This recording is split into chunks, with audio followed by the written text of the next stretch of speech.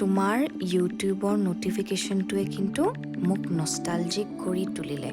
সঁচা কথাবোৰেইতো বৰ্ণনা কৰিছোঁ। ঐ মই জানো তই মোক চিনি নাপাওঁ বুলি। অচিনাকি হৈ থাকিব মন আছিল। কিবা এটা বিচাৰি গৈ থকাৰ সময়খিনি বৰ ধুনীয়াও, কিন্তু পোৱাৰ পিছত যেন সকলো শেষ।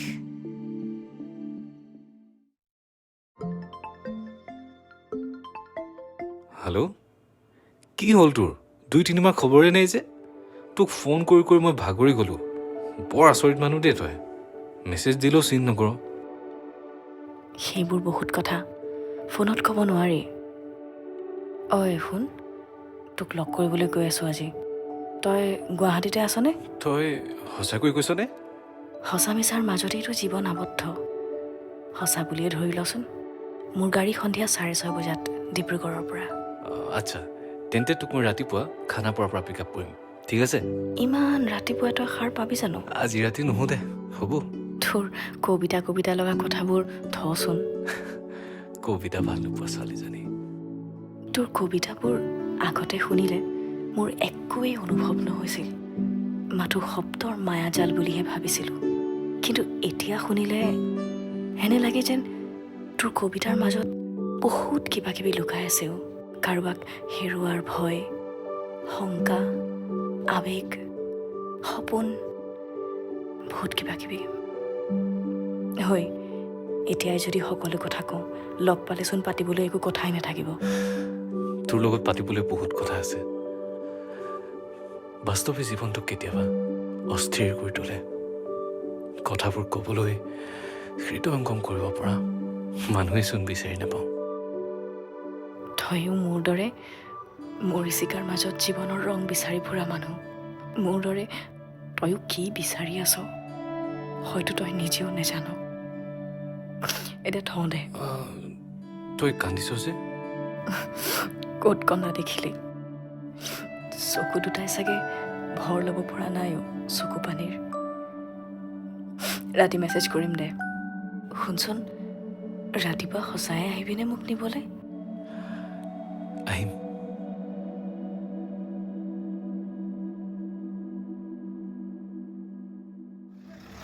ভাইটি, এই বেগটো অলপ ধুই দিবা নেকি? তই ক'ত থাক? 6 মাইল। তই যে এনেকৈ হঠাৎ মোক লগ কৰিব আহিবি, মই কেতিয়াও ভবাই নাছিলোঁ। মই সন্ধিয়া ঘূৰিমেই, টিকেট কৰিয়ে থোৱা আছে। বাহ, বৰ ধুনীয়াকৈ ৰাখিছ দেই ঘৰটো।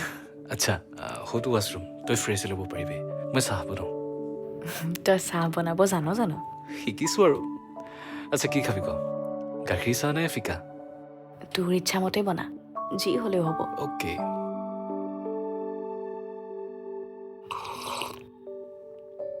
পাৰিছ, মোতকৈ ভাল চাহ বনাইছ। কি চাই আছ মুখলে? মোক আজি প্ৰথম দেখিছ নেকি? তেতিয়াৰ পংখীজনী আৰু এতিয়া পংখীজনীৰ মাজত পাৰ্থক্য আছে।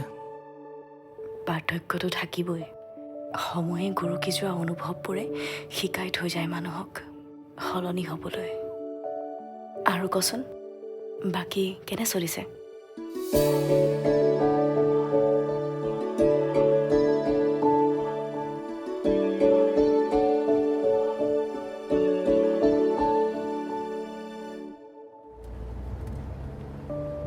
তই কিন্তু বৰ ধুনীয়া গাড়ী চলাও দেই। লগতে আজি এই আবতৰীয়া বৰষুণ জাকেও কিবা এটা ভাল লগা পৰিৱেশ সৃষ্টি কৰিছে। বৰষুণটো মোৰ এনেও প্ৰিয়। তোক ক'বলৈ আচল কথাটোৱে থাকি গ'ল। কেনেকৈ কওঁ, যদি তই মোক আত্মকেন্দ্ৰিক বুলি ভাব, হয়তো শেষত আমাৰ বন্ধুত্ব চিৰদিনৰ বাবে শেষ হৈ যাব। অতদিনে মনৰ মাজত লৈ ফুৰা সপোনটোৰ কথা মই তোক কেনেকৈ কওঁ? কি হ'ল, টোপনি গলি নেকি? ধেত, কিবা এটা ভাবি আছিলোঁ। ISBT পালোহি নেকি? পাব হৈছে। কেনেকৈ যে দিনটো পাৰ হ'ল গমেই নাপালোঁ।